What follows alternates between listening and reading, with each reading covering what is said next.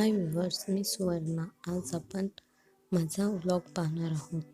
त्यामध्ये रांगोळी आणि आता आपण बघणार आहोत की तिळाचं फोडणीचं वरण आपण कसं बनवणार आहोत ते. त्यासाठी आपल्याला लागणार आहे अर्धी वाटी तीळ. ते आपण भाजून घ्यायचे.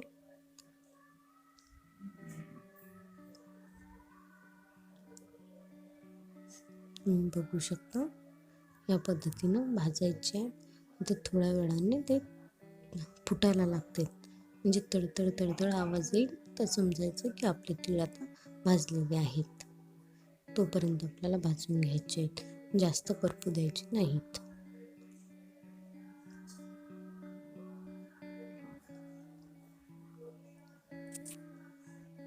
तुम्ही बघू शकता की आपले तीळ फुटायला लागलेले आहे. बस आता आपण बंद करायचं आणि मिक्सरच्या भांड्यात टाकून आपले तीळ काढून घ्यायचे आहेत.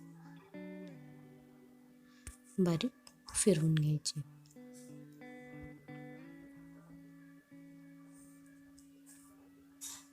मी बारीक फिरवून घेतलंय. एका पॅनमध्ये आपण 2 ते 3 चम्मच तेल घेणार आहोत.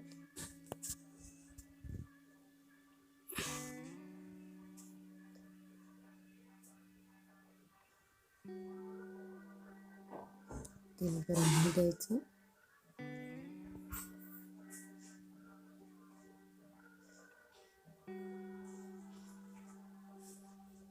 आपलं तेल गरम झालंय, त्यात आपण जिरं आणि कुटलेला लसूण घालणार आहोत.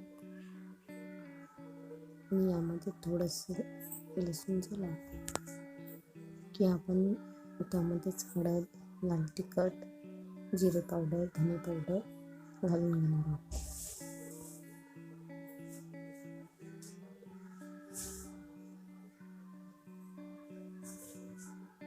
आता यामध्येच आपण तिळाचा कूट घालून घेऊया. तीळ आपले भाजलेले आहेत, तर याला कुटाला जास्त होऊ द्यायचं नाही. मिक्स झालं की त्यामध्ये आपण आपली जी शिजवलेली डाळ आहे तुरीची ती घालून घेणार आहोत.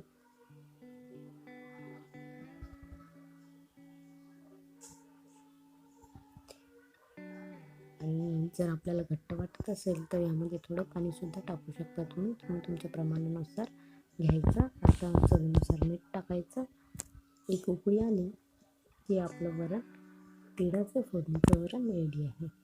यामध्ये तुम्ही कोथिंबीर टाकू शकता. मी यामध्ये मीठ टाकते.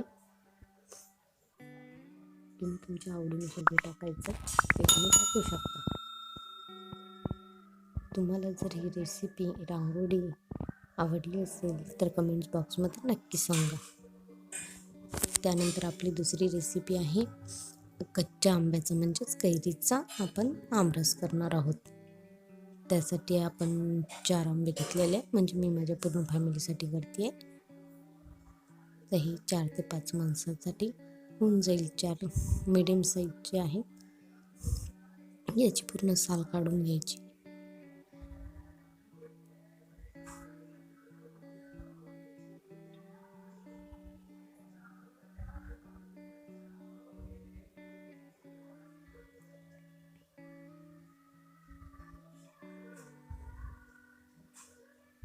व्यवस्थित साल काढायची, म्हणजे हिरवा भाग राहू नाही द्यायचा आहे आपल्याला काहीच.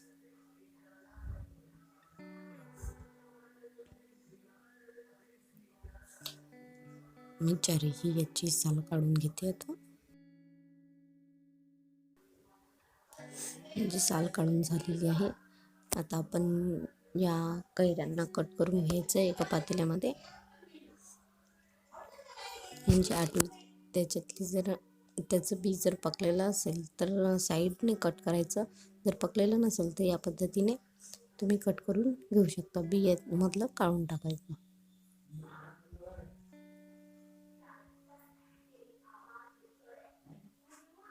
आता आपले हे कट करून झालेले आहेत. तर स्वच्छ पाण्याने एकदा धुवून घ्यायचं. तशा मी कैऱ्यासुद्धा धुवून घेतलेल्या होत्या, पण तरीही एकदा धुवून घ्यायचं आणि उकळायला ठेवून द्यायचं.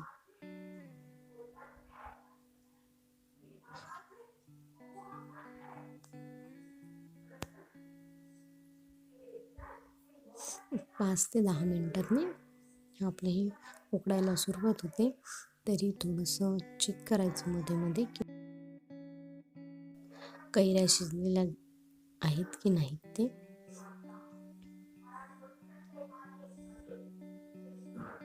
या पद्धतीने तुम्ही चेक करू शकता. थोडंसं दाबून बघायचं. आता हे शिजलेले आहेत, थंड झालेले आहेत. आता हे जे एक्स्ट्रा पार्ट आहे जो आपल्या रसाला कडवटपणा देईल तो काढून टाकायचा आहे. आणि याची स्मूथ प्युरी करून घ्यायची. तुम्ही हाताने करू शकता, मिक्सरच्या भांड्यामध्ये करू शकता. मी रईनेच करते. तुम्ही बघू शकता, तुम्ही अशा पद्धतीने सुद्धा करू शकता. फक्त यामध्ये गाठी वगैरे राहिल्या नाही पाहिजेत काही.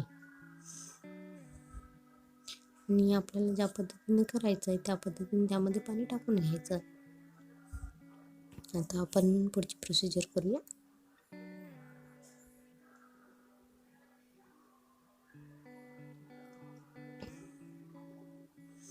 आपलं भांडं छान गरम होऊ द्यायचं. त्यामध्ये 1 चम्मच तूप, तुम्ही साजूक तूप घेऊ शकता, तुम्ही पॅकेटचं तूप घेऊ शकता, तुम्ही वनस्पती तूप घेऊ शकता. तूप घ्यायचं आहे, तुपाला वितळू द्यायचं आहे. आणि वितळून झाले की त्यामध्ये थोडीशी जिरं टाकायचं.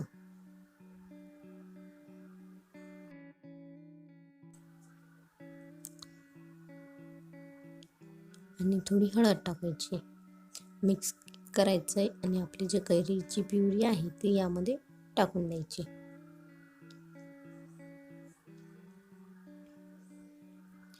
याला छान उकळी येऊ द्यायची. तुम्ही बघू शकता जसजसं त्याला उकळी येईल तशी तसं त्याचा कलर चेंज व्हायला लागतो. हळद जास्त टाकायची नाही, थोडीच टाकायची, फक्त काहीतरी कलर येण्यासाठी. नाही टाकलं तरीही चालेल. आता याला उकळी आलेली आहे आणि तुम्ही तुमच्या चवीनुसार यामध्ये साखर किंवा गूळ काहीही टाकू शकता.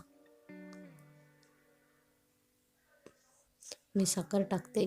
पुढच्या वेळेस जेव्हा मी करेन आणि एखादा ब्लॉग तुमच्याबरोबर शेअर करेल तेव्हा मी गुळाचा आमरस बनवून दाखवेन तुम्हाला. जर तुम्हाला बघायची इच्छा असेल तर तुम्ही कमेंट्स बॉक्समध्ये मला कमेंट्स करून सांगू शकता. तुम्हाला जर हा व्हिडिओ आवडला असेल, रांगोळी रेसिपीज जर आवडल्या असतील तर कमेंट्समध्ये नक्की सांगा. व्हिडिओला लाईक करा आणि जर नवनवीन ब्लॉग किंवा माझे व्हिडिओ पाहायचे असतील तर चॅनलला सबस्क्राईब करा. बेल आयकॉनवर क्लिक करा जेणेकरून तुम्हाला गृहिणी स्पेशल या चॅनलवरील नवनवीन व्हिडिओची नोटिफिकेशन मिळत राहतील. तुम्ही बघू शकता साखर टाकल्याच्या नंतर याला खूप छान कलर येतो. हा व्हिडिओ पाहिल्याबद्दल तुम्हा सर्वांचे खूप खूप धन्यवाद.